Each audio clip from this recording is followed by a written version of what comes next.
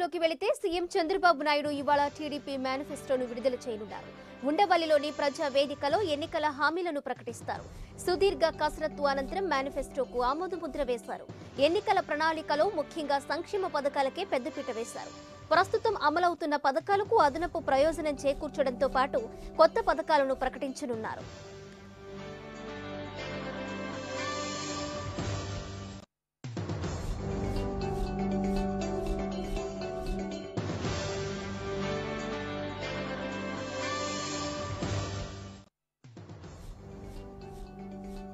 YCP అధినేత జగన్ ప్రచారంలో దూసుకుపోతున్నారు. నేడు 3 జిల్లాల్లో ఎన్నికల ప్రచారంలో పాల్గొన్నారు. శ్రీకాకుళం, విశాఖ, తూర్పుగోదావరి జిల్లాలో ఎన్నికల ప్రచార సభలు నిర్వహించనున్నారు. ఇప్పటికే రాయలసీమ, కోస్తా జిల్లాలో పర్యటించిన జగన్ ఉత్తరాంధ్ర, గోదావరి జిల్లాలపై దృష్టి పెట్టారు. జగన్ పర్యటన నేపథ్యంలో వైసీపీ శ్రేణులు అన్ని ఏర్పాట్లు చేశాయి.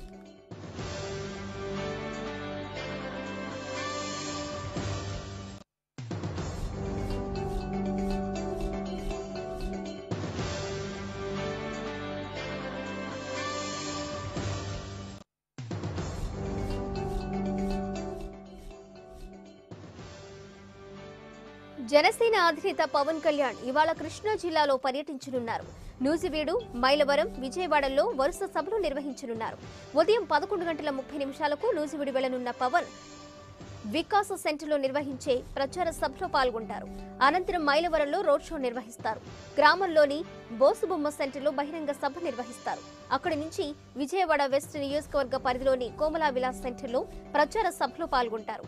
అనంతరం నుంచి విజయవాడ సెంట్రల్ నియోజకవర్గంలోని సింగినగర్ ప్రాంతంలో రోడ్ షో, బహిరంగ సభ నిర్వహిస్తారు. విజయవాడ ఈస్ట్ పరిధిలోని కృష్ణలంక ప్రాంతంలో నిర్వహించే సభలో పవన్ కళ్యాణ్ ప్రసంగిస్తారు.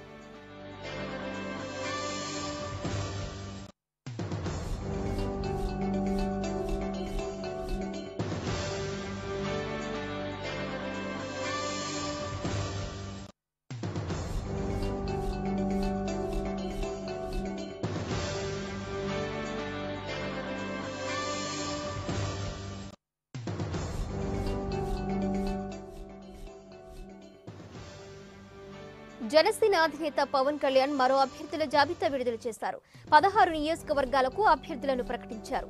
కృష్ణా జిల్లా గుడివాడ అభ్యర్థిగా విఎన్వి రఘునందరావు, జగ్గయ్యపేట అభ్యర్థిగా ధరణికోట వెంకటరమణ, గుంటూరు జిల్లా పొన్నూరుకు పార్వతీనాయుడు, గురజాలకు చింతలపూడి శ్రీనివాసరావు, కర్నూలు జిల్లా నంద్యాల అభ్యర్థిగా సజ్జల శ్రీధర్ రెడ్డి, మంత్రాలయం అభ్యర్థిగా బోయా లక్ష్మణ్, అనంతపురం జిల్లా రాయదుర్గంకు కె మంజునాథ్ గౌడ్, తాడిపత్రి కదిరి శ్రీకాంత్ రెడ్డి, కళ్యాణదుర్గం కరణం రాహుల్, హిందూపురం ఆకుల ఉమేష్, కడప జిల్లా పులివెందుల అభ్యర్థిగా తుపాకుల చంద్రశేఖర్, నెల్లూరు జిల్లా ఉదయగిరి అభ్యర్థిగా మారెళ్ల గురుప్రసాద్, సూళ్లూరుపేటకు ఉయ్యాల ప్రవీణ్, చిత్తూరు జిల్లా పీలేరుకు బి దినేష్, చంద్రగిరికి డాక్టర్ శెట్టి సురేంద్ర పేర్లను ఖరారు చేశారు.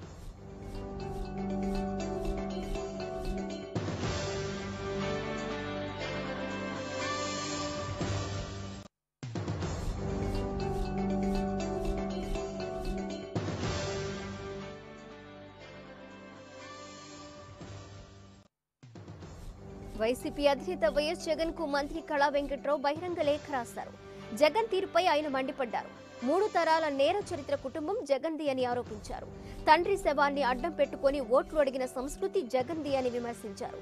ఇప్పుడు బాబాయ్ శవంతో రాజకీయం చేస్తున్నారని ఆరోపించారు. ఆయన శవ రాజకీయాలు చేయడంలో జగన్ కు ఎవరూ సాటి రారని కళా వెంకట్రావు ఎద్దేవా చేశారు.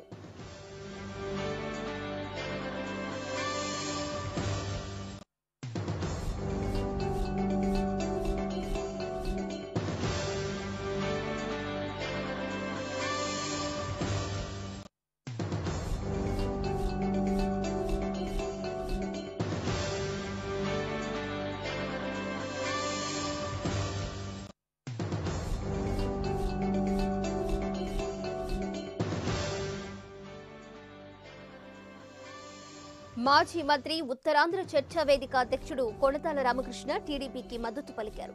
ఇప్పటి వరకు టీడీపీలో చేరని ఆయన ఎన్నికల్లో తన మద్దతు టీడీపీకే ఇస్తానని ప్రకటించారు. ప్రత్యేక హోదా, విభజన హామీలు అమలు చేసే సత్తా టీడీపీకే ఉందన్నారు. అవసరమైతే టీడీపీ తరపున ప్రచారం చేస్తానన్నారు. పార్టీ అధిష్టానం ఆదేశిస్తే రాష్ట్రమంతా పర్యటిస్తానన్న కొణతాల టీడీపీని గెలిపిస్తానని ధీమా వ్యక్తం చేశారు. కొణతాల తాజా ప్రకటనతో ఆయన త్వరలోనే టీడీపీ తీర్థం పుచ్చుకోవడం ఖాయమైంది. మరోవైపు ఇటీవలే వైఎస్ జగన్ను కలిసిన కొణతాల వైసీపీలో చేరతారన్న ప్రచారమూ జరిగింది. అయితే ఆయన అనూహ్యంగా మళ్లీ టీడీపీకే జై కొట్టారు.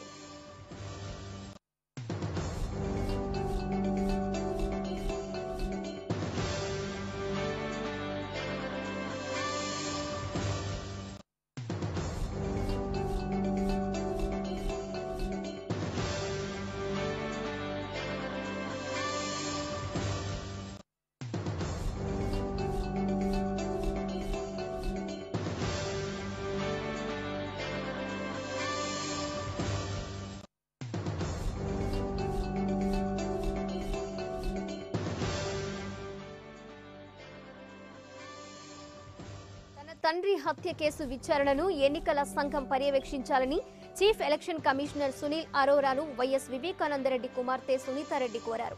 రాష్ట్ర పోలీసులు చేపట్టే విచారణలో నిజాలు వెలుగులోకి రావని అన్నారు. స్వతంత్ర దర్యాప్తు సంస్థతో విచారణ జరిపించాలని ఈసీని కోరినట్లు సునీతారెడ్డి తెలిపారు. దర్యాప్తును పక్కదోవ పట్టించేలా సీఎం ప్రకటనలున్నాయని ఆరోపించారు. తన తండ్రి హత్యపై ముఖ్యమంత్రి వ్యాఖ్యలు చేయడంతో దర్యాప్తుపై ప్రభావం చూపబోతోందన్నారు.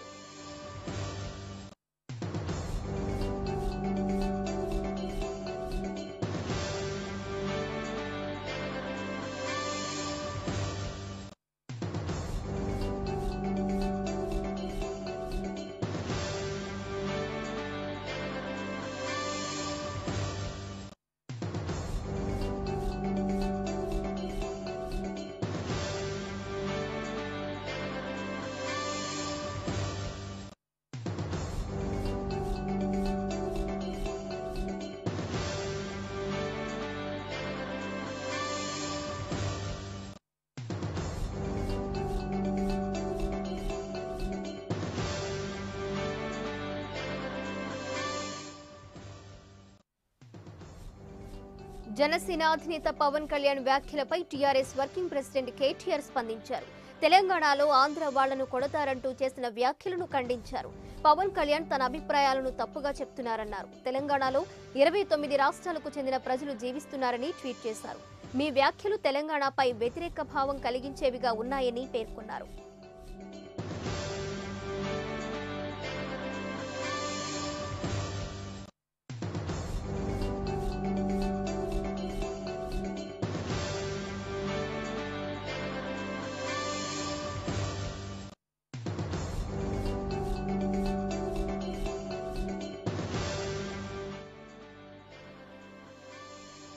పదవ తరగతి చదువుతున్న విద్యార్థికి గుట్టు చప్పుడు కాకుండా వివాహం జరిపించడానికి సిద్ధమవగా వరంగల్ రూరల్ పోలీసులు అడ్డుకున్నారు. వర్ధన్నపేట మండలం రామవరం గ్రామానికి చెందిన కుక్కల రాజమ్మ, సోమయ్య దంపతుల కుమార్తె జ్యోతికి వివాహం జరిపించడానికి అన్ని ఏర్పాట్లు చేసుకున్నారు. విషయం తెలుసుకున్న ఐసీడీఎస్ పోలీస్ అధికారులు తల్లిదండ్రులకు నచ్చచెప్పే ప్రయత్నం చేశారు. కానీ వారు వినకపోగా పోలీసులపైకి తిరగబడ్డారు. దీంతో గ్రామంలో ఉద్రిక్త వాతావరణం నెలకొంది. పోలీసులు అల్లరి మూకలను చెదరగొట్టి బాధితురాలిని చైల్డ్ హోంకు తరలించారు.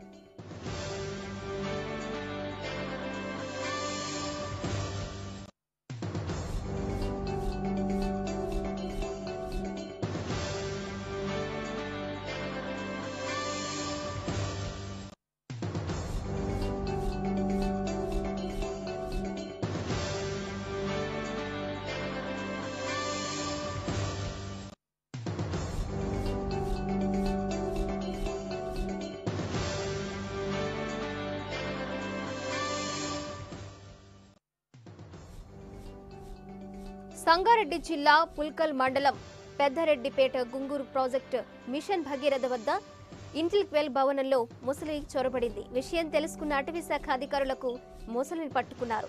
సుమారు 3.5 క్వింటాళ్ల బరువు గల ముసలిని అదుపులోకి తీసుకునేందుకు అటవీ శాఖ అధికారులు తీవ్రంగా శ్రమించారు. ఎట్టకేలకు ముసలిని పట్టుకోవడంతో మొసళ్ల సంరక్షణ కేంద్రానికి తరలించారు. సింగూరు ప్రాజెక్టులో నీరు లేకపోవడంతో జలచరాలు జనావాసాల్లో ప్రత్యక్షమవుతున్నాయని స్థానికులు చెబుతున్నారు.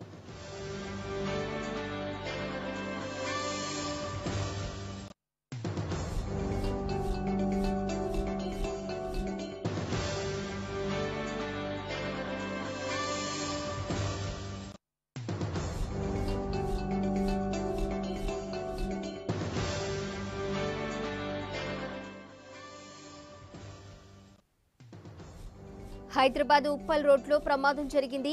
హోలీ మేరీ ఇంజనీరింగ్ కళాశాలకు చెందిన విద్యార్థినులు బస్సును ఓవర్టేక్ చేసే క్రమంలో ద్విచక్ర వాహనంపైకి బస్సు దూసుకెళ్లింది. ఈ ఘటనలో బస్సు చక్రాల కింద పడి ఓ విద్యార్థిని అక్కడికక్కడే మృతి చెందింది. మరో విద్యార్థికి తీవ్ర గాయాలు కాగా ఆసుపత్రికి తరలించారు.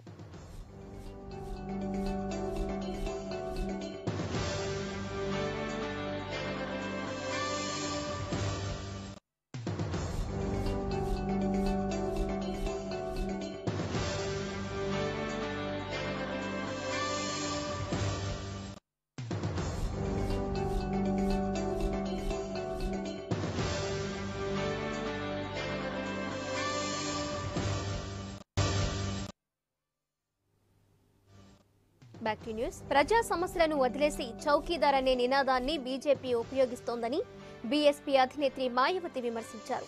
సామాజిక మాధ్యమాల్లో బీజేపీ నేతలు తమ పేర్ల ముందు చౌకీదార్ అని చెప్పుకున్న విషయంపై స్పందిస్తూ రఫేల్ యుద్ధ విమానాల ఒప్పంద దస్త్రాలు చోరీకి గురయ్యాయన్న విషయాన్ని పట్టించుకోలేదని ఆరోపించారు.